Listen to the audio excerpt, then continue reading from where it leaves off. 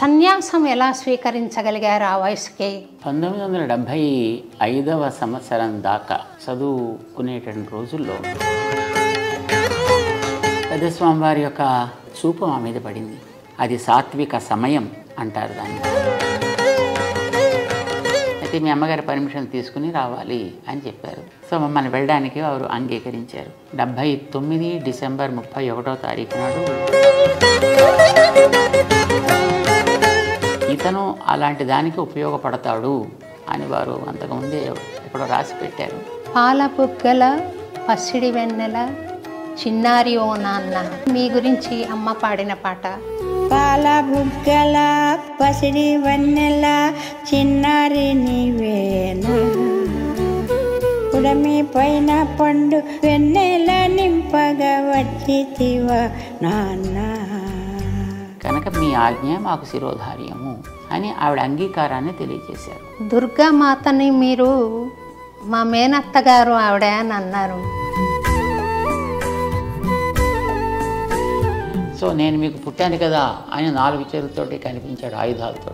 అప్పుడు ఆయన నన్ను తీసుకెళ్ళి బలం చోట చేర్చండి, అక్కడ ఒక అమ్మాయి ఇప్పటికే పుట్టి ఉంటుంది, నేను చంపేవాడు ఆల్రెడీ పెరుగుతున్నాడు రా అని అంతర్ధానం అయిపోయింది. అందుచేత ఆవిడ కృష్ణుడికి సోదరి, ఆయన చెల్లెలు కనుక మనకి మేనత్త అయింది ఆవిడ.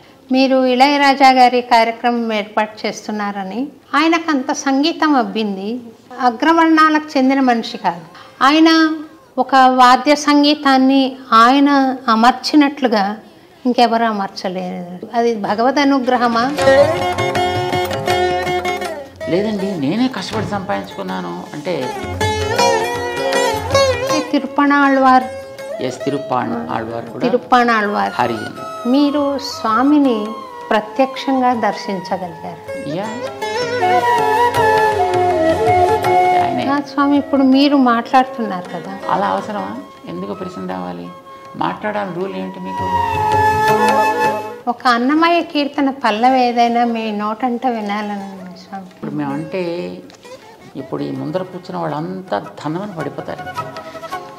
మీకు తోచిన పాట ఏదైనా ఒక లైన్. గతులన్నీ ఖిలమైన కలియుగమందున